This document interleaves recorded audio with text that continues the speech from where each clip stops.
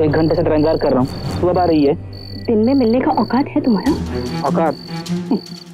अब अक्की मुंबई मुझे सलाम करेगी। उस शहर ने लखपति बनने का रास्ता दिखा दिया मुझे। किधर से लाएगा तू इतना सारा पैसा? अरे पैसा कहाँ से आएगा इस पर दिमाग मत लगा। तो लिस्ट बना तुझे खर्च कहाँ कहाँ करना है, बाकी मैं संभाल लूंगा। पैसा जब तक जरूरत हो या फिर अपने सपनों को पूरा करने का एक जरिया हो तब तक तो ठीक है, पर यही पैसा जब लालच का रूप धारण कर लेता है तो जानलेवा भी बन सकता है। मुंबई शहर पैसे की चाह रखने वालों को अपनी तरफ खींचती है, पर यही चाह अगर अपनी सीमा रेखा लांघ कर लालच में तब्दील होती है तो हम कब जुर्म के रास्ते पे निकल पड़े हैं ये हमें पता ही नहीं चलता।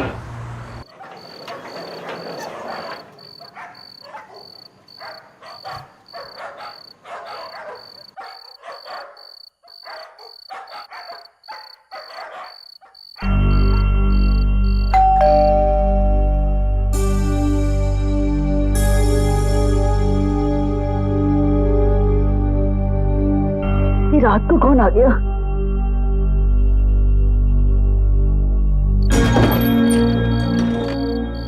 कौन है? मैडम वो साहब को बुलाइए ना। फैक्ट्री में मशीन के साथ कुछ प्रॉब्लम हो गई है, कारण सब काम ठप पड़ गए और आज डिलीवरी भी है। अरे भाई इतनी रात में आया सर, वो फैक्ट्री में मशीन के साथ कुछ प्रॉब्लम हो गई है, इस कारण सब काम ठप पड़ा है। भेजता हूँ महेंद्र को। अरे महेंद्र, हो दादा। अरे यार फैक्ट्री का काम अटक गया है, कुछ प्रॉब्लम है, जरा देख लो। सर आप खुद ही आते तो अच्छा रहता था। दादा तुम ही छुपा, रात के 2 बज चुके, मैं देखता हूँ क्या प्रॉब्लम। आओ चलिए।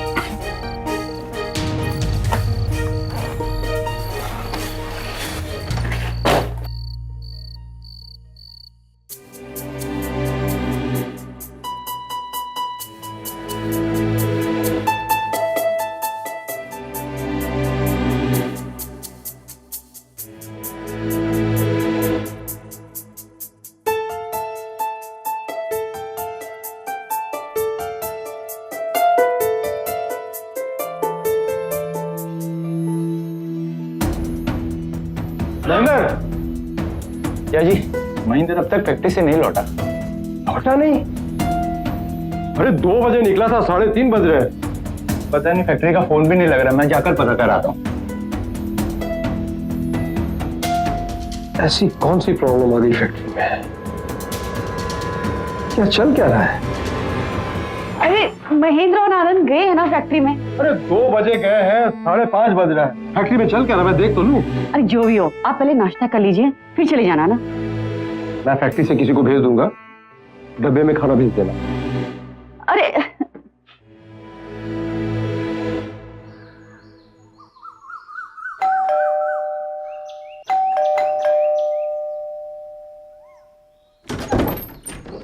साहब ने भेजा? हाँ 2 मिनट रुको, टिफिन लेकर आती हूँ। मैडम, सामने टिफिन नहीं मंगवाया है, वो फोटो एल्बम मंगवाया है, वो जो अलमारी में रखा हुआ है। Photo album? अचानक ये फोटो एल्बम क्यों मंगा दी? वो तो साहब ने बताया नहीं मैडम। रुको लेकर आती।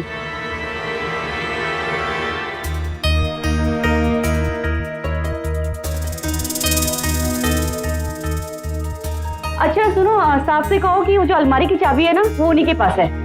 और ये हो क्या रहा है? सुबह से बारी बारी हर कोई जा रहा है लेकिन वापस नहीं आ रहा, चल क्या रहा है? वो एक्चुअली मैडम 2 मशीन खराब है, तो उसी की मरम्मत चल रही है, सारा काम रुका पड़ा है, तो मैं भी निकलता हूँ मैडम।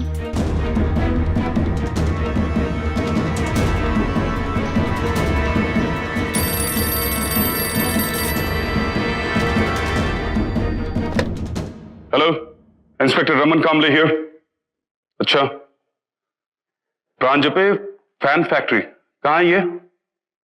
बोरीवली वेस्ट। तुम्हारा नाम क्या है? हेलो हेलो,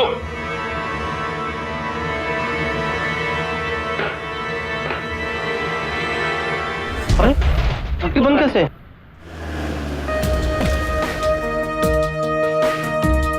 चला चला चला चला। साहब लगता है अंदर कुछ मजदूर बंद हो गए। पाटिल, ताला, शटर का ताला तोड़।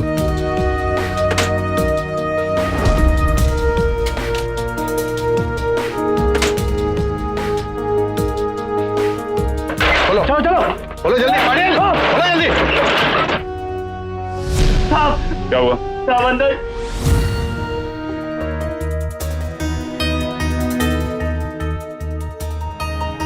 कौन है ये? साहब ये सुनील है, इधर ही काम करता था, पता नहीं किसने मार दिया साहब। मोरे कदम, पूरी फैक्ट्री को सील कर दो और ठीक से चेक करो। बस। Yes sir. चलो। सर इधर आइए, या बगा और एक डेड बॉडी। साहब ये तुम्हारे सेठ जी है साहब। अगर पूरी रात तुम लोग यहीं थे तो क्या तुम्हें इनकी चीखें नहीं सुनाई दी? साहब हम लोग फैक्ट्री के दूसरे कोने में सोते थे, रात भर फैक्ट्री में काम चालू था, मशीनों की इतनी आवाज थी कि हमें कुछ सुनाई नहीं दिया। नाम क्या है तुम्हारे सेठ का? विनायक परांजपे। तुम लोग बोल रहे हो कि रात भर यहाँ काम चल रहा था, तो यहाँ बाकी वर्कर्स भी होने चाहिए। हाँ साहब 7-8 लोग थे, लेकिन हमारे साहब जी नहीं थे, वो तो कल शाम को ही घर चले गए थे। जो वर्कर्स यहाँ काम कर रहे थे उनके नाम जानते हो तुम? हाँ साहब हाँ जानता हूँ। कदम, बाकी वर्कर्स के नाम और डिटेल्स चलो। यहाँ और लोग भी रहे होंगे काम पे? हाँ साहब 4 लोग और थे, मनोज, संदीप, निसार और परमीत। कहाँ है वो? पता नहीं साहब कहाँ चले गए। मोरे। Yes sir. चेक करो यहाँ से पैसे वैसे तो नहीं गायब हैं? चेक कर लिया सर, यहाँ का तिजोरी लॉक्ड है, एक चाबी मिली है लेकिन इसकी नहीं है। फिंगरप्रिंट्स के लिए चाबी भेज दो। Okay sir. मोरे इन लोगों ने जो नाम बताया पता करो वो किधर है।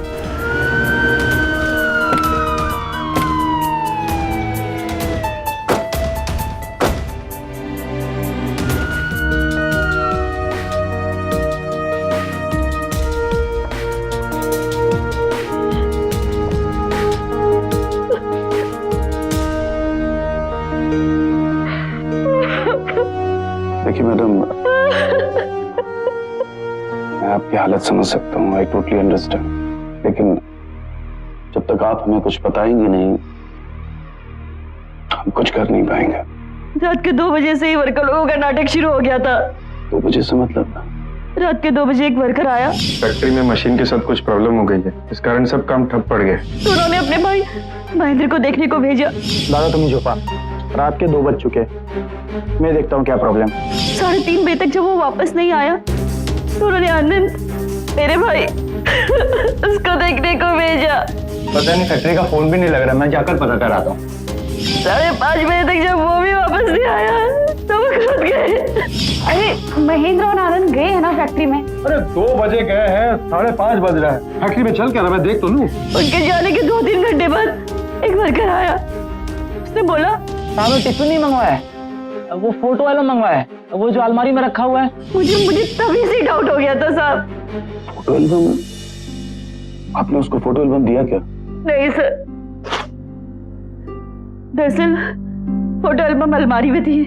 आज मेरे हस्बैंड गलती से वो अलमारी की चाबी लेके गए थे और ऑफिस की तिजोरी की चाबी घर में भूल गए थे।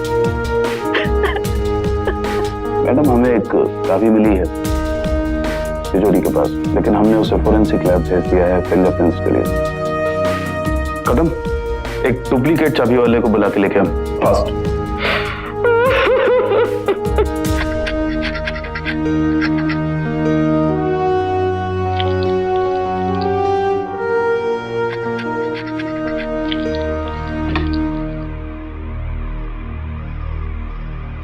तू बाहर जाके वेट कर। जी साहब। कदम,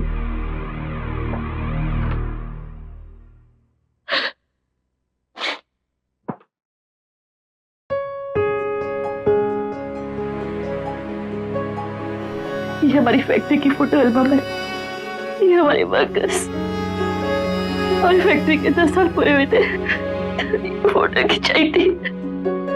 आप इन सारे वर्कर्स में से उन 2 वर्कर्स को पहचान सकती हैं जो पहली और दूसरी बार आपके घर आए थे? एक तो ये और एक ये।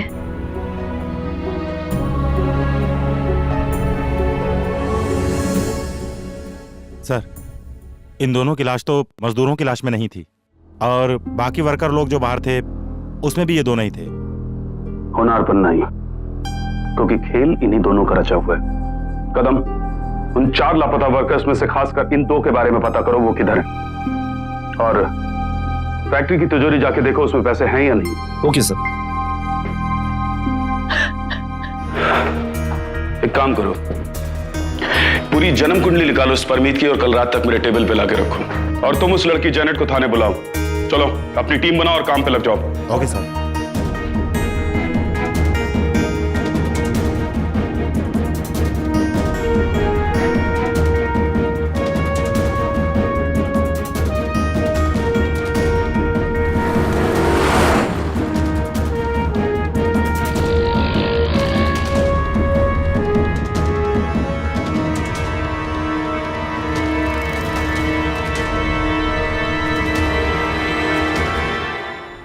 सर, परमीत की फाइल रेडी है।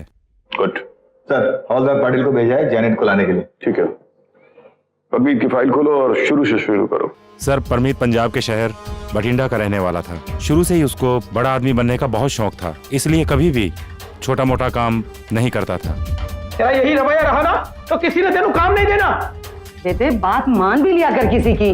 तेरे बाबूजी तेरी भलाई के लिए ही कहते हैं। दिन भर दूसरों के खेतों में ट्रैक्टर चलाओ और मिलना कितना है? महीने का 5,000। अरे 2 वक्त का खाना तो मिलता है ना। 2 वक्त खाना तो कुत्ते भी खाते हैं, कोई बिना मेहनत किए हुए। मुझे नहीं करना ये 5-6 वाली भिखारियों की नौकरी। मुझे 1000 नहीं कमाना है, लाख पर लाख कमाना है। मैं जा रहा हूँ मुंबई। देख, तुझे जहां जाना है जा, लेकिन एक बात सुन ले, आज के बाद तुझे एक नया पैसा नहीं दूंगा मैं। आपसे मांगा किसने है? मैं अपनी किस्मत खुद बनाऊंगा और बहुत जी लेगी भिखारी वाली जिंदगी में। तुम नहीं समझेगा। मुंबई भारत की आर्थिक राजधानी। यहाँ जितना गहरा समंदर है उतनी ही ऊंची इमारतें हैं। जमीन से लेके आसमान तक हर इंसान का एक ही भगवान है, पैसा। इस शहर में अपने हिस्से का काम और अपने हिस्से का दाम हर किसी को मिलता है। यहाँ अगर कोई शहंशाह बन जाता है तो कोई बादशाह।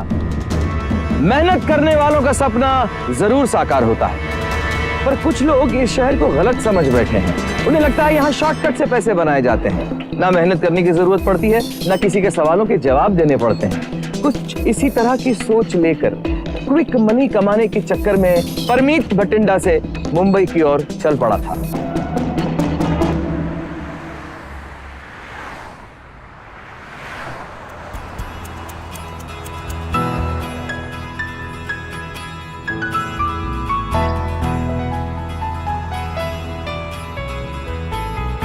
मुंबई में कुछ दिन रहने के बाद उसे ये तो पता चल गया था कि यहाँ पैसों के बिना रहना आसान नहीं होगा और पैसा कमाना और भी मुश्किल। और वो इंसान ऐसा भी नहीं था कि मेहनत करके पैसा कमाए।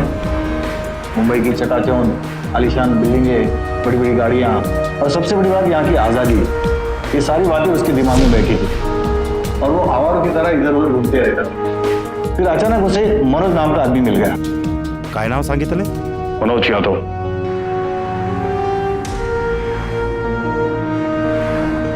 अबे ये क्या कर रहा तू? चल निकल, चल। गाड़ी में हाथ नहीं लगाने का। अबे तेनू की तकलीफ है, तेरी प्यो दी गड्डी है। अबे साले औकात में रह करके बात कर, और गाड़ी में हाथ नहीं लगाने का। स्क्रैच वगैरह आ गया ना तो मेरा मालिक मुझे गाली देगा, समझा क्या?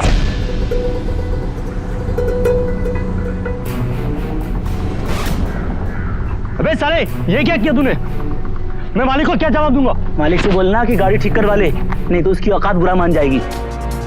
और एक बार हाथ लगाना तो फिर देखना। अब उन लोग सब देख रहे थे उधर से, उसका कोई गलती नहीं है, तूने पंगा मोल लिया। तो चल निकल। थैंक्स दोस्त। ठीक है चल। ठीक है ना दोस्त? निकले।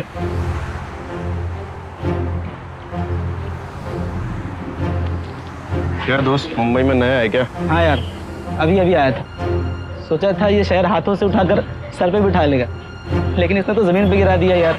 चल कोई बात नहीं, हमारे साथ चल, हम तुझे मुंबई भी घुमाते हैं और काम भी दिलाते हैं। हाँ यार, काम करके तो चमकीली गाड़ी में बैठना मुश्किल है, और सच ये भी है कि शहर ने आते ही मेरी रिजर्व खाली कर दी है, तो काम चलाने के लिए काम कर ही लेता हूँ। अब तक तो परमित ने मुंबई के बारे में सिर्फ सुना था, लेकिन इस जादुई नगरी में कदम रखते ही यहाँ की चकाचौंध से उसकी आंखें चुंधिया गई। यहाँ की हर चीज उसे जादुई नजर आने लगी थी। यहाँ की हर चीज पाने के लिए उसका लालच बढ़ गया था।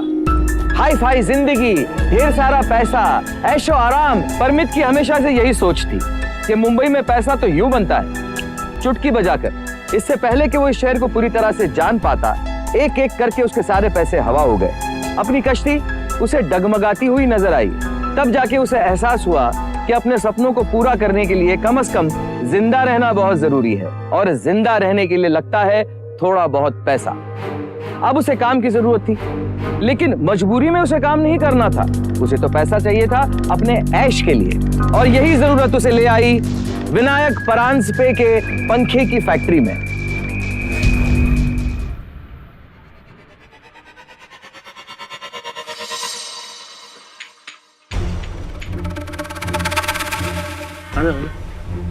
सर ये वही है जिसके लिए मैं आपसे बात किया था, ये पंजाब से है। नाव सांग बेटा। जी जी, परमीत सिंह। काम चाहिए। हाँ। लड़का तो हम भी ढूंढ रहे थे, लेकिन तुझे काम अच्छे से सीखना होगा, और काम तुझे मनोज सिखाएगा। काम अच्छे से सीख करके काम करने की गारंटी देगा तो ही तुझे काम पे रखूंगा मैं, ठीक है?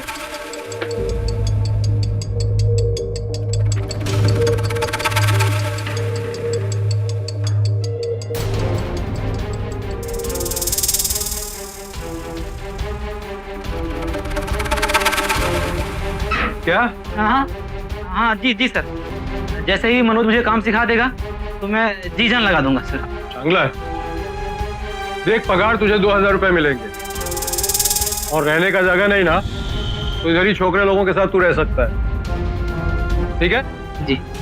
मनोज, ये ला काम दाखवा। मुंबई आते ही परमीत की भूख पड़ गई, पैसों की भूख जो आदमी का दिमाग हिला देती। मामले साहब, जैनेट आई है, साथ में उसका भाई भी आया। ओके।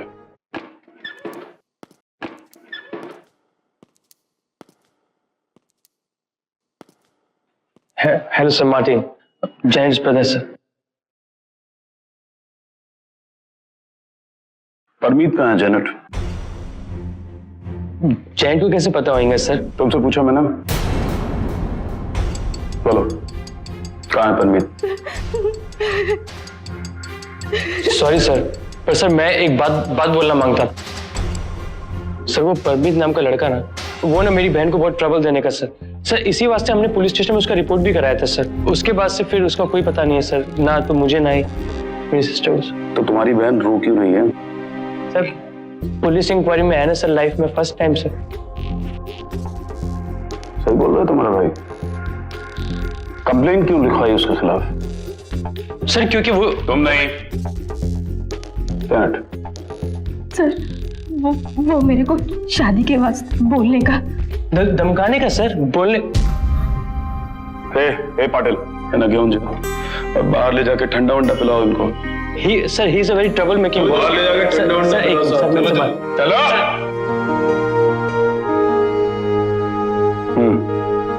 बोलो। सर वो मेरे को शादी के वास्ते फोर्स करने का, इसीलिए कंप्लेंट। ओके, जाओ।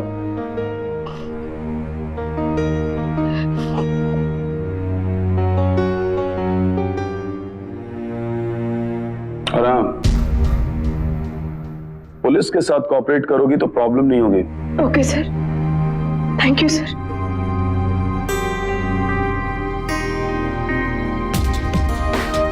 मुझे लग रहा है वो हमसे कम अपने भाई से ज्यादा डर रही थी। परमीत के फैक्ट्री ज्वाइन करने और जैनेट को शादी के लिए धमकाने के बीच में कोई ना कोई कड़ी है जो परमीत की तरफ मिसिंग है।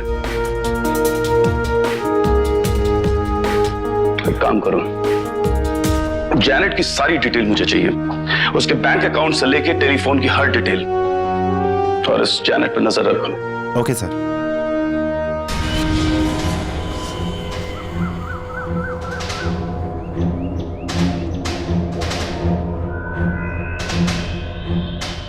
दादा फोन आया था क्या? हाँ, घंटी बज रही है, देखो, जाओ उठा लो।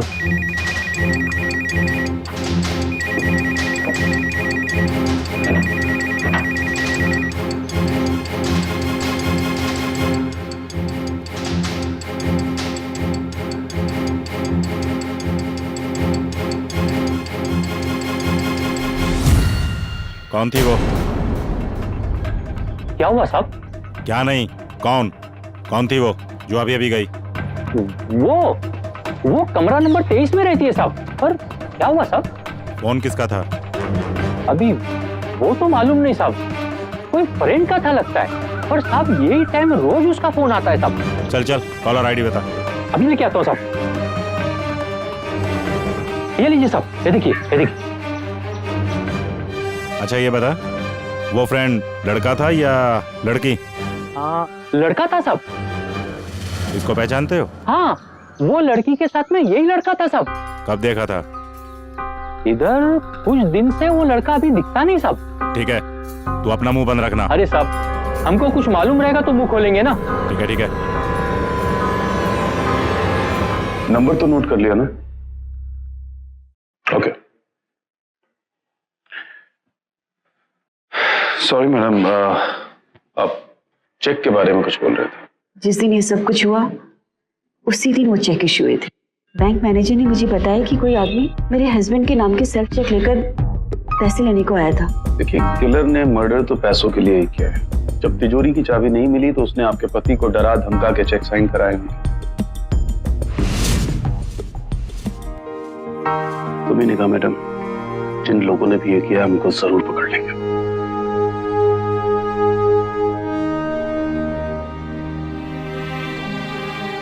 मेरे पूरे परिवार को खत्म कर दिया। इंसान नहीं, जानवर है, जानवर।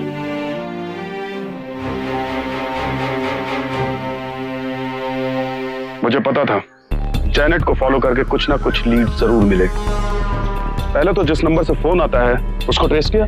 हाँ सर, वो नंबर भाईंदर के एक पीसीओ का है। गुड।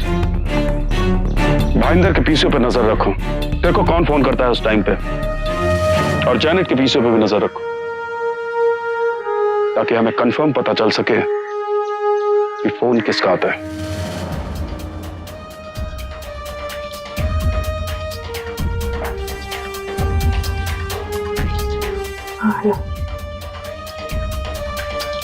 मोरे, जेनेट का कॉल आ गया। Okay sir. सर ठीक से चेहरा नहीं दिखाई दे रहा सर, मुझे नजदीक जाना पड़ेगा। ठीक है, ध्यान से। Okay sir.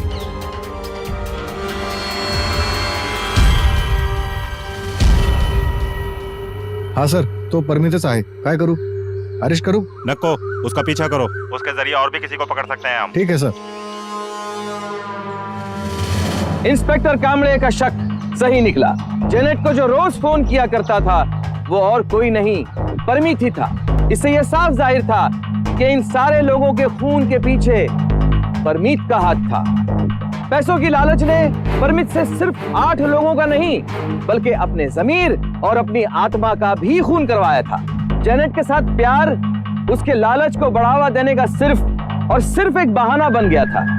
चाह तो उसे सिर्फ पैसों की थी, और अब सब कुछ जान लेने के बाद इंस्पेक्टर कामड़े ने यह फैसला कर लिया था कि जिस चीज को वजह बनाकर परमित ने अपने काम को अंजाम दिया था, उसी बहाने के जरिए इंस्पेक्टर कामड़े उसे अपनी चपेट में ले लेगा।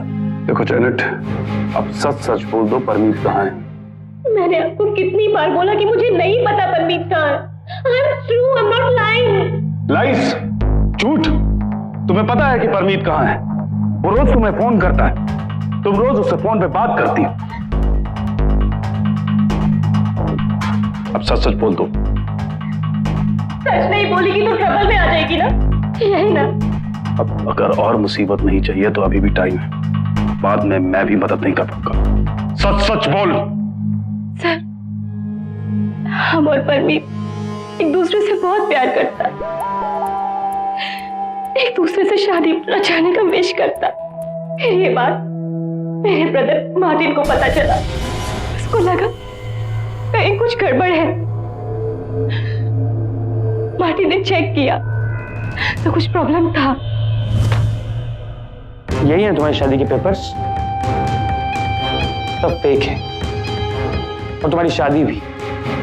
ये सब रजिस्ट्रेशन झूठ मूठ का है। और वो तुम्हारा परमीत, वो कोई रिच गाय नहीं है, बल्कि एक छोटी सी फैन की फैक्ट्री में 2000 रुपए कमाने वाला सिंपल मजदूर है। मार्टिन ने बोला कि मैं अपनी सेफ्टी के लिए पुलिस में कंप्लेन कराओ। मैंने मार्टिन की बात नहीं माना, उसको रिफ्यूज किया। परमीत हमेशा मुझसे झूठ बोलता रहा। फिर मैंने मार्टिन का बात मान लिया और पुलिस में आके कंप्लेन किया। तुम परमीत से पहली बार कब मिली?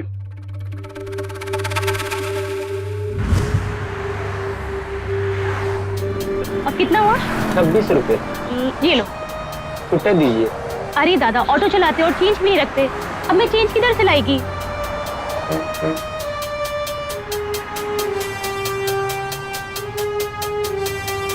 एक्सक्यूज मी, आप मेरी हेल्प करेगा please?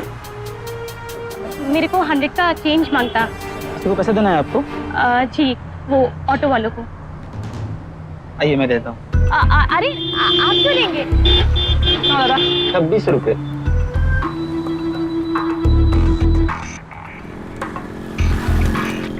Thank you so much, लेकिन मुझे अभी भी 100 का चेंज मांगता, अदरवाइज मैं आपको रिटर्न कैसे करेगी? कोई बात नहीं, अब चाय पिला दीजिएगा।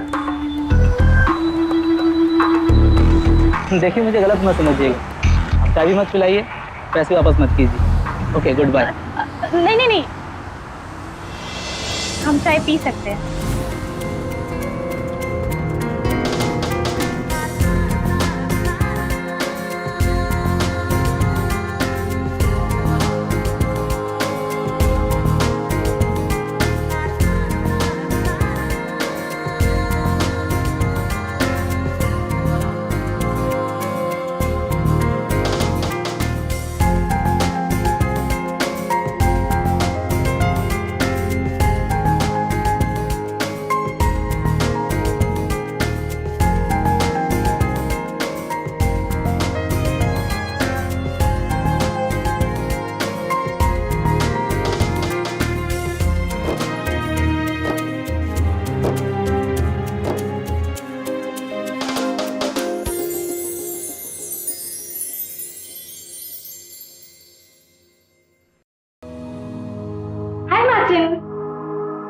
जेनेट, इतने देर कहाँ गया? मैंने आपको बोली थी ना कि पार्लर खत्म होते ही मैं संगीता के साथ मूवी देखने जाऊंगी। अच्छा, तुम्हारे फ्रेंड संगीता लड़का है? मार्टिन। मुझे झूठ बोलेगी तू? कौन है वो लड़का? और वो जो कोई भी था ना, मुझे बहुत गड़बड़ दिखाई दे रहा था वो। मार्टिन, ये क्या बच्चों जैसी बातें कर रहे हो? तुम उसका नाम तक ठीक से नहीं जानते। अच्छा, क्या करता है वो? Jet, what does he do? पहले वो किसी कंपनी में कंसल्टेंट था और अभी वो किसी इंपोर्ट एक्सपोर्ट बिजनेस में अपना मनी इन्वेस्ट कर रहा है। मतलब कि तुमको भी सही तरीके से नहीं पता कि वो करता क्या है। He is making you a fool. मैंने पूरी लोकेलिटी में उसके बारे में पता की है। Nobody knows about him. Janet, मैं इसी हफ्ते तुम्हारा शादी पीटे का फिक्स करेगा and that decision is final. और स्टॉक से मिलना बंद। उसके बाद हम लोग ने एक ड्रास्टिक स्टेप लेने का डिसीजन लिया। क्या? हम लोगों ने चुपके से शादी कर ली, लेकिन उसके बाद मार्टिन ने मुझे समझाया कि मैं अपनी सेफ्टी के लिए पुलिस में कंप्लेन करूं। अगर मैंने ये डिसाइड कर लिया है कि मुझे परमीत के पास वापस नहीं जाना, मैंने वही किया सर, पुलिस में कंप्लेन। तो फिर अब तुम उससे ऐसे छुप छुप के बातें क्यों कर रहे हो? सर, एक्चुअली परमीत एक बार मेरे पास आया और बोला, मैं ये कहीं तुझसे मिलने की कोशिश कर रहा हूँ, तू कहीं दूर जा रही है, ये क्या नाटक है जनक? नाटक हम नहीं, तुम किया। और तू किस मुंह से मुझसे मिलने की बात करता है? जिस रिलेशन में सब कुछ झूठ है, झूठे गिफ्ट, झूठे ड्रीम, झूठे लव, सब कुछ झूठ। लीव मी ऐसे। तुम यही चाहते थे ना कि मेरे सारे ड्रीम्स धूल में मिल जाए? यही चाहते थे ना तुम? इसे तू धूल बोल रही है ना, उसे अगर ट्रक में भर के बेचूं तो मुंबई वाले इसे लाखों में खरीदेंगे। वो टाइम बदल गया है। पहले मैं सोने को हाथ लगाता था तो मिट्टी हो जाता था, अभी मैं मिट्टी को हाथ लगाऊंगा तो सोना हो जाएगा, तू देखना। एंड बिकॉज हम शादीशुदा था, हस्बैंड वाइफ की तरह रहता था, एक बार फिर से मैंने उसके ऊपर ट्रस्ट किया। ये देखकर मार्टिन ने कहा कि अगर परमीत 1 लाख रुपए जमा कर कर लाएगा तो मार्टिन मेरी और परमीत की वेडिंग लीगली करवाएगा। और तुम्हें अब भी भरोसा था कि वो 1 लाख रुपए लेकर तुम्हारे पास वापस लौटेगा।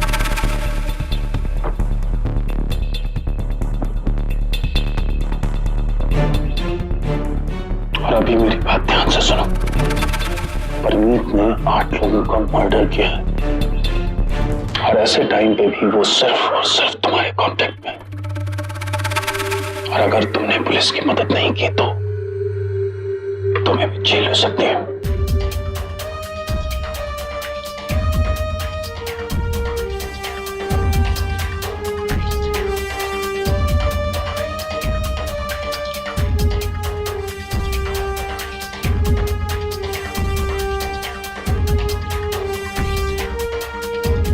कदम।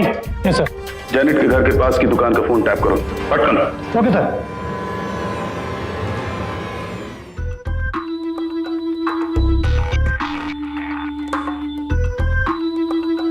कैसी है तू? किस्मत है तेरी। किस्मत खराब है मेरा। किधर हाइड कर रखा है मैम? मिलता भी नहीं है। टेंशन मत ले, जल्दी मिलूंगा। और मेरी बात सुन, पैसों का इंतजाम हो गया है तो बस रेडी रहना। कल मैं फिर से कॉल करूंगा और बताऊंगा हमें कहाँ मिलना है। नहीं परमीत, इधर बहुत डेंजर है। वो जब से तेरे सेठ का मर्डर हुआ है ना, तब से मुझे बहुत डर लग रहा है। तुम किधर है मैम? तुम ठीक तो है ना? मैं ठीक हूँ, तू डर मत, तेरे को भी कुछ नहीं होगा। तेरे कहने से नहीं होगा। उधर मेरा मार्टिन मुझसे शादी कराने को मांगता है। वो बोलता है कि परमीत भाग गया है। भागा नहीं हूँ मैं, कार नहीं हूँ। मार्टिन को बोलना कि पैसे का इंतजाम कर लिया मैंने और उसको पैसे देकर ही तुझे लेकर जाऊंगा। किधर से लाया तू इतना सारा पैसा? तू आम खा, पेड़ मत गिन। तेरे लिए मैं कुछ भी कर सकता हूँ। मर्डर भी कर सकता है? जब से तेरे सेठ का मर्डर हुआ है तेरे पास पैसा आ गया। कहीं तूने तो हाँ मैंने मारा है सेठ को और मैं तेरे लिए किसी को भी मार सकता हूँ, मार्टिन को भी। बस 1-2 दिन में हम यहाँ से निकल लेंगे, फिर मैं अपना धंधा शुरू करूंगा। मोरे बोल दिया उसने, पकड़ लो उसको।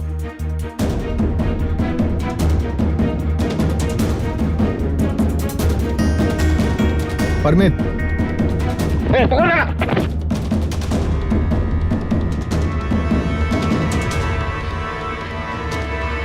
अब चल बड़ी कहानी शॉर्ट में बता। हाँ मैं खून नहीं करना चाहता था, मुझे तो बस पैसा चाहिए था साहब। इसीलिए मैंने संदीप, मनोज और निसार के साथ मिलकर प्लान बनाया था साहब। विनायक सेठ की तिजोरी में कम से कम 5 से 6 लाख तो रहता ही। लूट के थमा देना अपने साले के हाथ में और कर लेना शादी। तू ऐसा घबरा क्या रहा है? पहली बार चोरी कर रहा है क्या? मुझे सब पता है। तूने गोडाउन से कितना माल निकाल के बेचा है ब्लैक में अपनी गर्लफ्रेंड के लिए। लेकिन इस काम में रिस्क है, हम ये दोनों अकेले नहीं कर सकते। पैसों की भूख तो इन लोगों को भी है। वैसे भी विनायक सेठ इन लोगों को कुत्ते की तरह पालता है।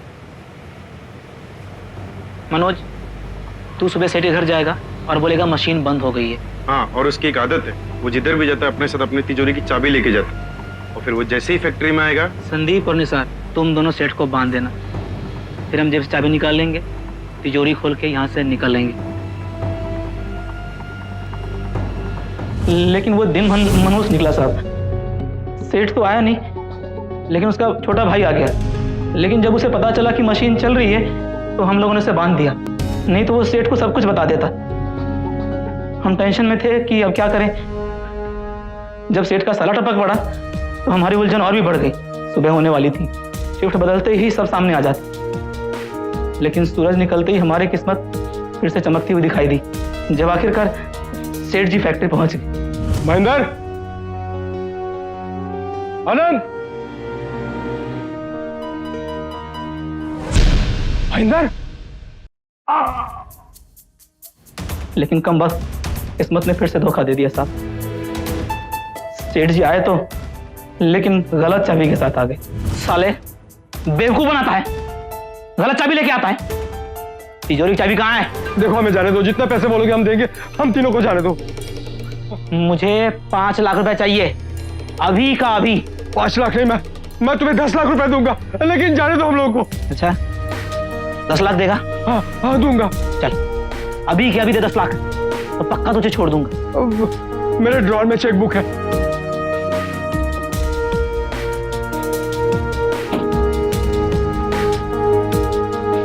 ये ले।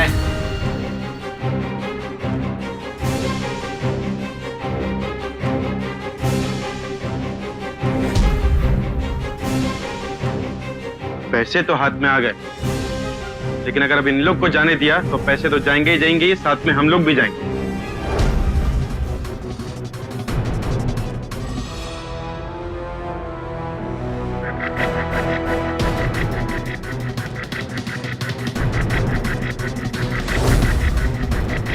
पैसे दिए ना। सॉरी सीड, और नौकरी पे रखने के लिए थैंक यू। यहाँ पे हमारा कोई पुराना रिकॉर्ड तो नहीं है ना? हम पैसे लेकर के फरार हुए तो पुलिस हमें पकड़ नहीं पाएगी। पर मेरा तो पुराना पता है सेठ के पास, तो टेंशन मत ले, वो पुलिस के किसी काम में नहीं आएंगे। अरे यार पता हो नहीं हो, लेकिन सेठ के घर पे फैक्ट्री के लिए गए फोटो का एल्बम है, और हमारे सबके यहाँ से लापता होते ही देश के कोने कोने में हम सबके फोटो छपेंगे। फोटो मैं उठा लेता हूँ, और संदीप पहला चेक लेकर के बैंक जाएगा और फिर पैसे लेकर के मंडी के पीछे मिलेगा। ठीक? कब आएगा साला?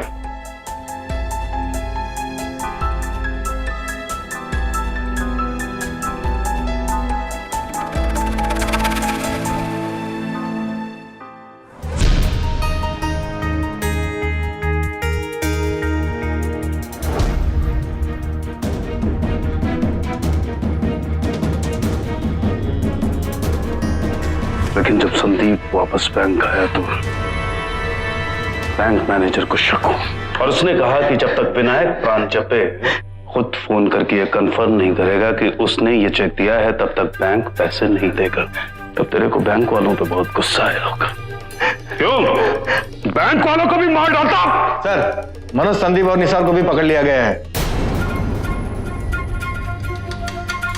चंद पैसों के लिए तूने 8 लोगों का बेरहमी से कत्ल किया। तुझे क्या मिला? न पैसा मिला, न लड़की मिली, न बड़ा आदमी बना। जब तक जिएगा जेल की सलाखों के पीछे रहेगा। मुंबई लोगों को नाम, पैसा, इज्जत, शोहरत सब कुछ देता है, लेकिन सिर्फ उन लोगों को जो मेहनत करके अपना सपना पूरा करना चाहते हैं। जो शॉर्टकट से अपना काम निकालते हैं उनका अंत हमेशा बुरा ही होता है। परमीत पैसे जरूर बनाना चाहता था, मगर मेहनत से नहीं, लालच के चलते वो छोटी मोटी चोरियां करने लगा, झूठ बोलने लगा, धोखा देने लगा और बेधड़क जुर्म के रास्ते पे बढ़ता गया। आखिर में उसने 8 मासूम लोगों की हत्या कर दी, और इसमें उसका बराबर का साथी था लालच। परमीत चाहता तो वो सच और मेहनत की जिंदगी बसर कर सकता था, मगर पैसों के लालच ने हर जगह उसके लिए एक बुरा जाल बुना, जो अंत में उसे सलाखों के पीछे ले गया। परमीत की जिंदगी की इस सच्ची घटना को देखने के बाद अब वक्त आ गया है कि हम सब सावधान रहें। मुंबई की ये चकाचौंध, ये शॉर्टकट्स आपको न्योता देते रहेंगे, लेकिन हम सबको सतर्क रहना है। मी सचिन पिलगांवकर, आमची मुंबई, मी मुंबईकर। चलिए लालच को जोर से कहें, आता बस। सावधान इंडिया, मुंबई फाइट्स बैक। तो सावधान